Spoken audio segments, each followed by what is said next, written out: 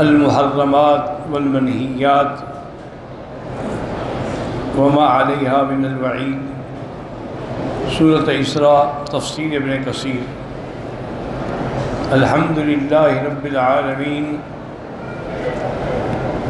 والصلاة والسلام علی اشرف الانبیاء وسید المرسلین سیدنا محمد وعلی آلہ واصحابہ اجمعین۔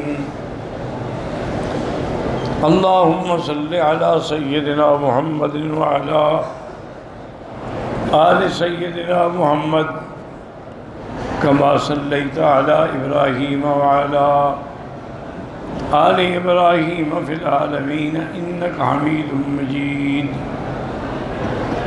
اعوذ باللہ من الشیطان الرجیم، بسم اللہ الرحمن الرحیم۔ ولا تقتلوا اولادکم خشیۃ املاق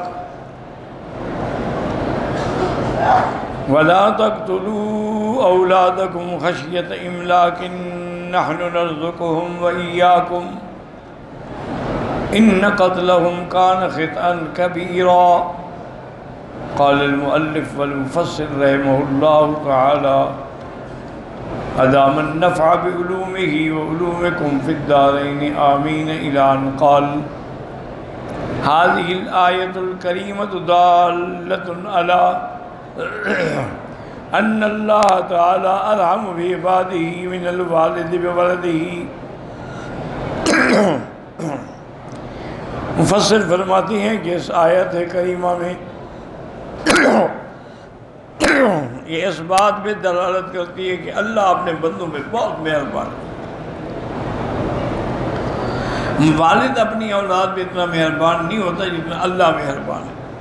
لِأَنَّهُ نَهَى عَنْ قَتْلِ الْأَوْلَادِ كَمَا أَوْصَى الْآبَاءَ بِالْأَوْلَادِ فِي الْمِيرَاثِ، اسی لیے اللہ نے حکم دیا کہ اپنی اولادوں کو قتل نہ کرو، اور اللہ نے والدین کو حکم دیا کہ اپنی اولاد کو میراث سے محروم نہ کرو۔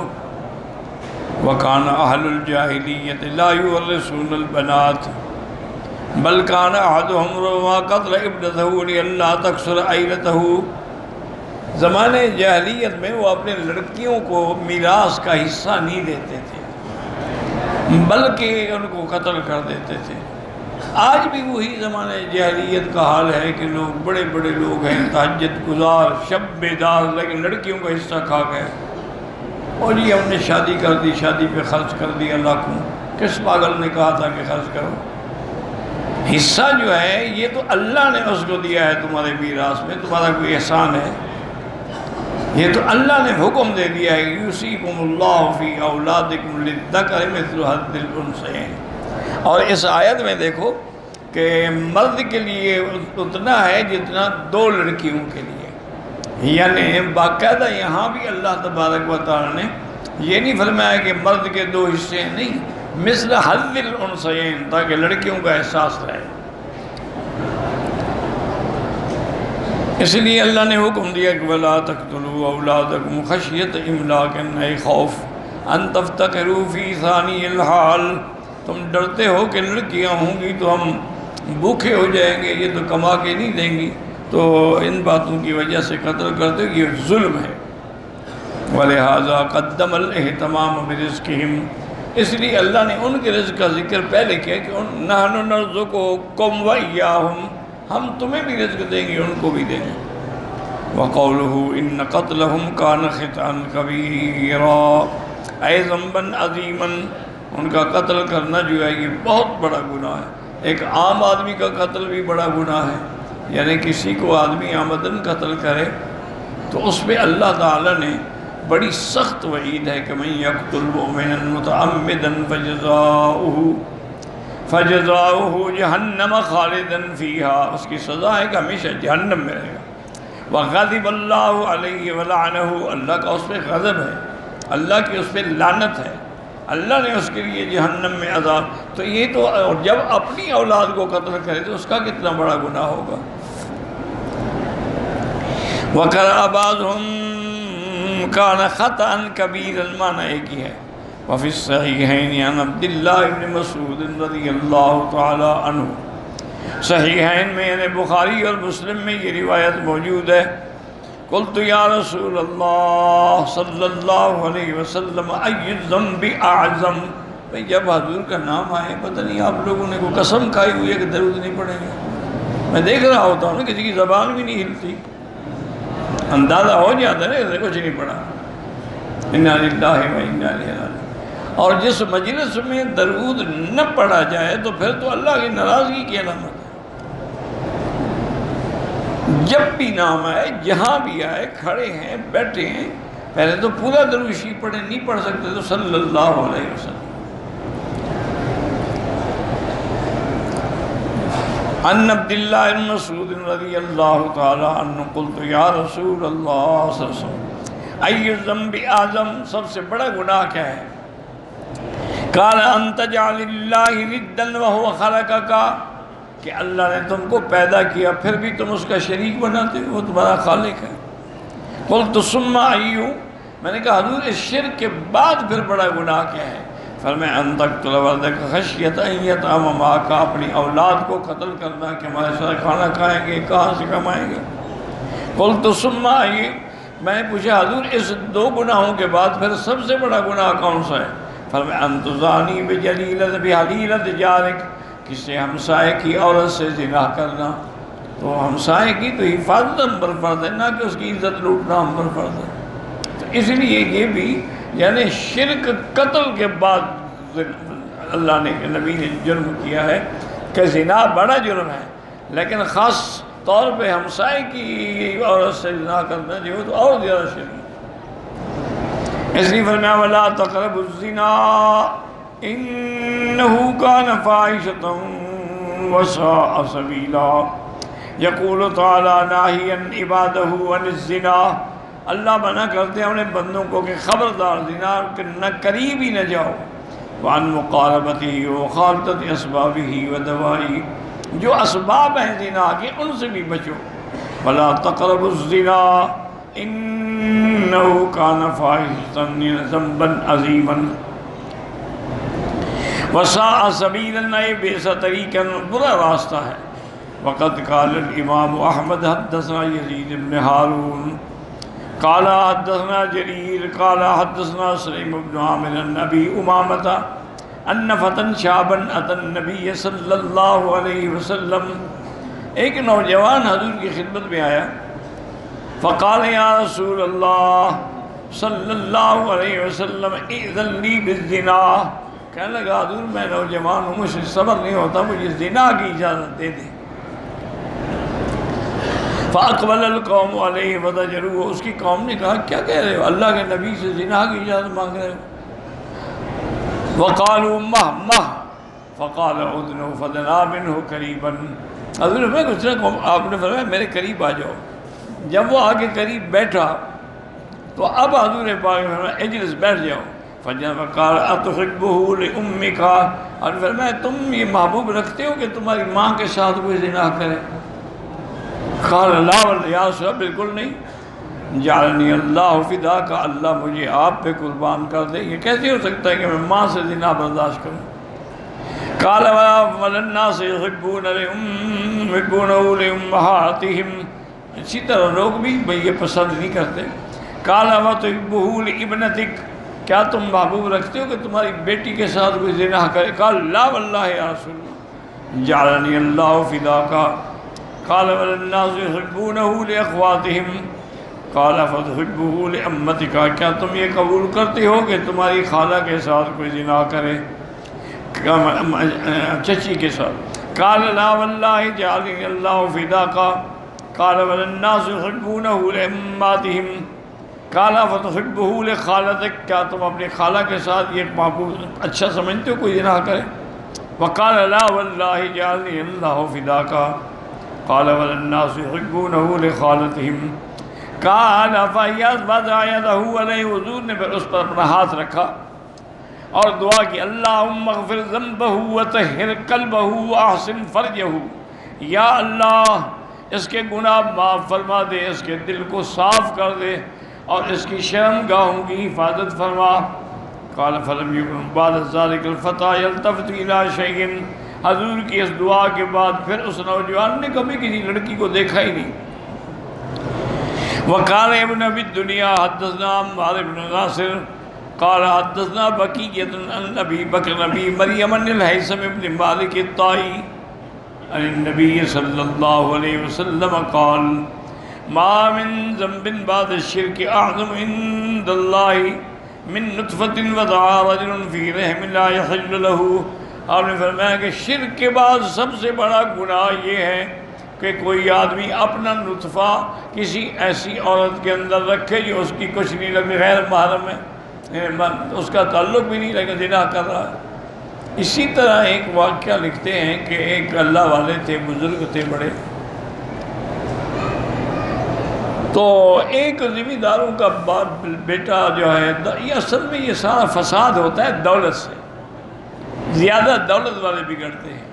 ایسے غریب بھی کم نہیں ہے آج کل تو، لیکن اکثر دولت والے فساد میں ہوتے ہیں۔ وہ اس کو کسی نہ کسی طرح لے آئے، بات کہتے ہیں تھانوی صاحب رحمۃ اللہ کے بعد کہتے ہیں کسی اور بزرگ کو واقع، انہوں نے کہا حضرت ہم اس کو لے آئے ہیں، یہ بڑے خاندان کا لڑکا ہے لیکن آوارہ ہو گیا ہے، شراب نشہ زنا میں مبتلا ہے، ہم اس کو مجبور کر کے لے آئے ہیں کہ آپ سے بیعت کریں کہ شاید اس وجہ سے اللہ اس کو ہدایت دے دے، کیونکہ بیعت کے بڑے اثرات ہوتے ہیں۔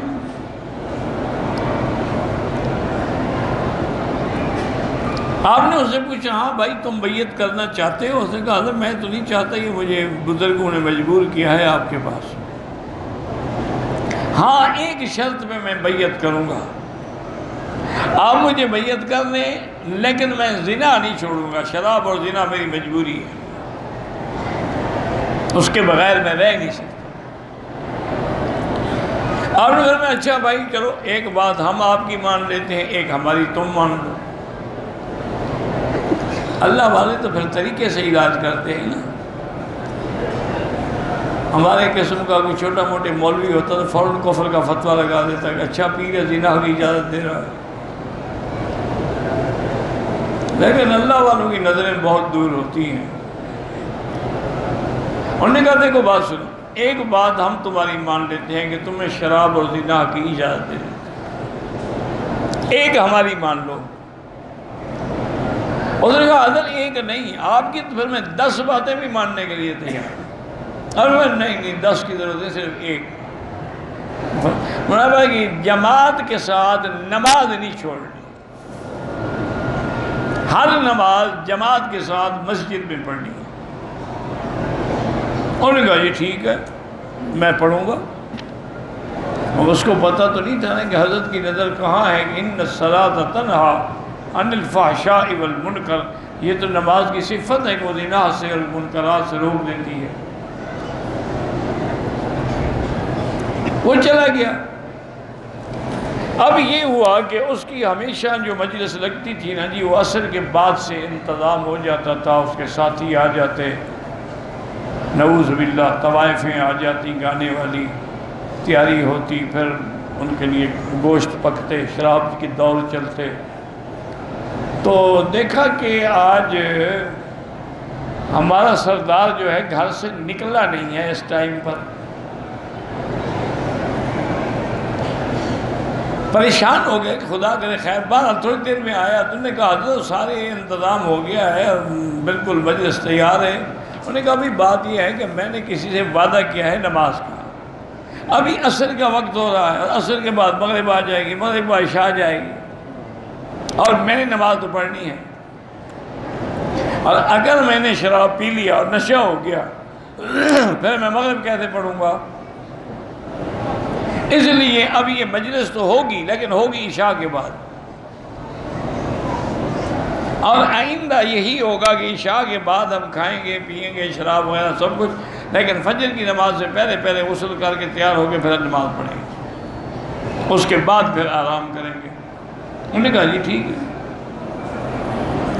اب اس نے عصر کی نماز پڑھی، مغرب کی نماز پڑھی، عشاء کی نماز پڑھی، بجائے مجلس کی طرف جانے کے گھر چلا گیا۔ انہوں نے آدمیوں نے کہا یار میری طبیعت ٹھیک نہیں ہے، آج میں سونا چاہتا ہوں، آپ لوگ جائیں۔ 2 دن کی نمازوں کا یہ اثر ہوا، نے کہا سب کو بھگا دو، آئندہ خبردار کوئی میرے محلے میں آئے۔ تو علاج ہو گیا۔ تو ہر آدمی کے علاج کا طریقہ کار ہوتا، علاج کبھی سختی سے نہیں ہوتا، اور نہ علاج جو ہے وہ کسی مریض کے بنشے، بلکہ اللہ والے جیسے ڈاکٹر سوچتے ہیں نا کہ اس کے علاج کے لیے بہتر چیز کیا ہے، اسی طرح اللہ والے بھی سوچتے ہیں کہ اس بگڑے تگڑے بندے کو ٹھیک کرنے کا کیا حل ہے۔ اب دیکھیں تو حدیث آ گئی نا کہ اس نے حضور سے کہا کہ میں زنا کروں۔ اب تیسرا حکم آ گیا، وَلَا تَقْتُلُوا النَّفْسَ الَّتِي حَرَّمَ اللَّهُ إِلَّا بِالْحَقِّ وَمَنْ قُتِلَ مَظْلُومًا فَقَدْ جَعَلْنَا لِوَلِيِّهِ سُلْطَانًا فَلَا يُسْرِفْ فِي الْقَتْلِ إِنَّهُ كَانَ مَنْصُورًا۔ يقول تعالیٰ ناہی عن قتل النفس بغیر حق شرعی، کہ بغیر شرعی حق کے کسی کو قتل کرنا جو ہے یہ بہت بڑا گناہ ہے۔ کما ثبت فی الصحیحین ان رسول اللہ صلی اللہ علیہ وسلم قال لا يحل دم امرئ مسلم یشہد ان لا الہ الا اللہ وان محمد رسول اللہ۔ حضور پاک نے فرمایا کسی مسلمان کا خون حلال نہیں ہے جو گواہی دیتا ہے لا الہ الا اللہ وان محمد رسول اللہ، الا باحدی ثلاث، 3 چیزوں سے وہ قتل کیا جا سکتا ہے۔ النفس بالنفس، یا تو کسی کو قتل کرے تو قصاص میں قتل ہوگا، والزانی المحسن، یا شادی شدہ زنا کرے، والتارک لدینہ المفارق للجماعت، یا دین کو چھوڑنے والا مرتد ہو جائے، دین سے نکل جائے، اس کا بھی قتل جائے کہ من بدل منکم دینکم فاقتلوہ، جو آدمی دین بدل ڈالے اس کی سزا قتل ہے۔ وفی السنن لذوال الدنیا عند اللہ احون من قتل مسلم، ایک حدیث پاک میں آتا ہے سنن کی کہ پوری دنیا تباہ ہو جائے لیکن ایک مسلمان کے قتل کا جو گناہ ہے اس سے زیادہ ہے، اس سے زیادہ نقصان۔ وَقَوْلُهُ مَنْ قُتِلَ مَظْلُومًا فَقَدْ جَعَلْنَا لِوَلِيِّهِ سُلْطَانًا، اے سلطنتاً علی القاتل، کہ جو آدمی مقتول ہو جائے اس کے وارث کو ہم نے اختیار دیا ہے، فَإِنَّهُ بِالْخِيَارِ فِيهِ إِنْ شَاءَ قَتْلَهُ قَوَدًا، یہ اب اس کا اختیار ہے، وہ چاہے تو قصاص لے، وَإِنْ شَاءَ عَفَا عَنْهُ عَلَى الدِّيَّةِ، اور چاہے تو دیت لے کے معاف کر دے، وَإِنْ شَاءَ عَفَا عَنْهُ مَجَّانًا، یا بغیر دیت کے بھی معاف کر دے، تو ہم نے وارث کو یہ اختیار دیا ہے۔ كما ثبت السنة بذلك، وقد أخذ الإمام الحبر ابن عباس من هذه الآية الكريمة ولاية معاوية السلطنة أنه سيملك، لأنه كان ولي عثمان، وقد قتل عثمان مظلوما رضي الله تعالى عنه، وكان معاوية طالب علي رضي الله عنه يسلمه قتلته حتى يقتص منهم لأنه أموي، وكان علي رضي الله عنه يستمهل في الأمر۔ اسی آیت کریمہ سے حضرت ابن عباس نے حضرت معاویہ کی ولایت کا حق تسلیم کیا ہے کہ ان کو حق تھا، وہ حضرت عثمان کے ولی تھے اور حضرت عثمان مظلوم قتل ہوئے تھے، اور حضرت معاویہ کا مطالبہ یہ تھا علی سے کہ آپ نہیں کر سکتے، وہ قاتل ہمارے حوالے کر دیں یا ہمیں اجازت دے دیں کہ ہم ان قاتلوں کو خود پکڑ لیں۔ لیکن حضرت علی کہتے بھی صبر کرو، میرا ذرا حکومت مستحکم ہو جائے، ابھی ان کا غلبہ ہے منافقین کا، تو اس لیے وہ تھوڑی مہلت چاہتے تھے۔ حتیٰ تمکن مطلب علی من معاویہ سمع الشام و ابا معاویہ ذلک، اب حضرت علی نے مطالبہ کیا کہ آپ شام میرے حوالے کرنے کا کہ نہیں، حتیٰ یسلم القتلہ، تم اگر عثمان کے قاتل مجھے دے دو نا پھر میں شام کا علاقہ تمہیں دے دوں۔ وابا ایوب علی هو اہل الشام، اور نے کہا جب تک تم حضرت عثمان کے قاتل پکڑ کے نہیں لیتے ہو ہم تمہاری بیعت بھی نہیں کریں گے۔ ثم المطاع تمکن معاویہ صار الامر الیہ، اس کے بعد پھر آہستہ آہستہ معاملہ حتیٰ کہ وہ وقت آیا کہ پھر حضرت معاویہ خود خلیفہ بن گئے، کما قالوا ابن عباس واستنبط من هذه الآیۃ الکریم هذا من الامر العجیب وقد روى الطبراني في معجمه حدثنا حيث قال حدثنا يحيى بن عبد الباقي قال حدثنا ابو عمير بن النحاس قال حدثنا ربيعة بن شوذب بن مطر الوراق عن زهد بن الجرمي قال كنا في سمر ابن عباس، ہم حضرت ابن عباس کے ساتھ بیٹھے تھے رات میں، فقال انی محدثکم بحدیث لیس بسر ولا علانیۃ، یعنی آپ نے فرمایا میں تمہیں ایک بات کرتا ہوں کہ چھپی ہوئی بات نہیں، انه لما كان من امر هذا الرجل ما كان يعني عثمان قلت لعلي اعتزل فلما كنت في جهر حتى تستخرج عصاني